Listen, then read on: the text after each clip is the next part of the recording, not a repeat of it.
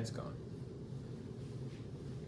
If you all have ever been to the Indianapolis Children's Museum, you maybe have seen their giant water clock. It looks something like this. And you might be wondering how something like this runs. It kind of looks like it runs by itself, but really the museum uses a lot of electricity to make this thing move. And it maybe reminds you of some other things like this, or like this. And the moral of the story here is that a machine cannot make itself move forever.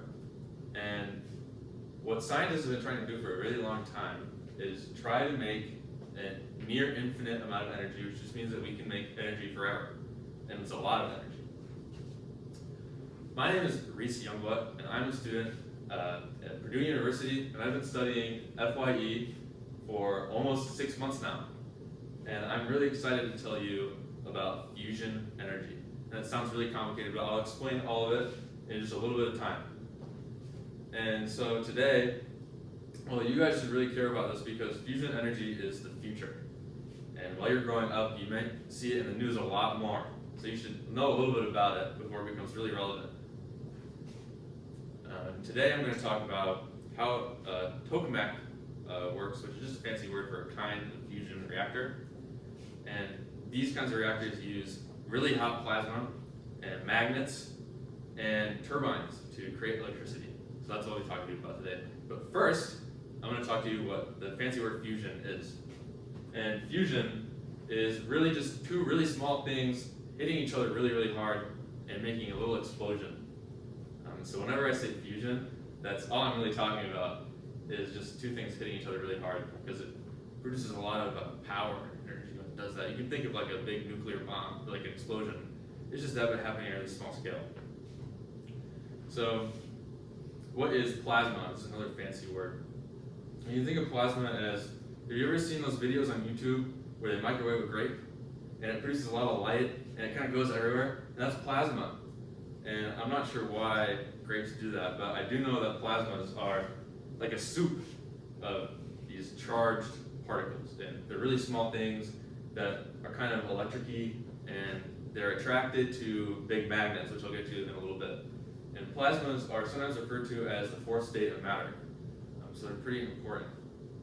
And the reactor needs plasma to go really fast around in a circle so it can create electricity from the plasma just being so hot. And to keep the plasma moving, they inject non-electric-y particles that are just neutral. And they go straight into it and they keep it moving around in a circle, kind of like how a water slide uses water to keep you going forward. Or maybe you've seen a fidget spinner when you do it like this and it keeps going around. So they're just putting a little more energy into it. And that sounds pretty cool, but how do they keep it contained? Because this stuff is so volatile. You've seen it in the microwave, maybe at least scorch marks all over the place. And so they need it to not touch the walls of whatever it's in. And so to do that, they use these giant magnets that are all around it. They go around in a circle, there's one in the middle, and it just keeps it in a stream that goes around in a circle. Again, think of like a water slide. It kind of behaves like a liquid the way it goes around. And they need it to do that so that it doesn't burn through the walls that it's at. And according to MIT, making a giant magnet is the most important part of the tokamak reactor, the fusion reactor, because it keeps it from burning through everything. And lastly, I'm going to talk about how it actually makes electricity. Well, it's like any other power plant. Really, it just uses all that heat that it makes to create steam that rises up. And this plasma is at 150 million degrees Celsius, which is 10 times hotter than the sun. And so we can think that it produces a lot of heat. And all that heat touches water on the outside of the reactor and it creates steam. And that steam can turn a turbine, just like how normal power plants work, which is just a big fan blade, and it turns a big shaft in this fancy contraption, and it makes electricity. And according to Scientific American, tokamak reactors will be up and running by 2050. And according to ITER, which is the International Fusion Conglomerate in France, these reactors are going to be very relevant in the near future.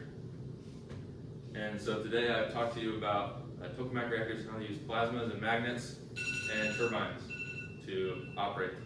And thank you.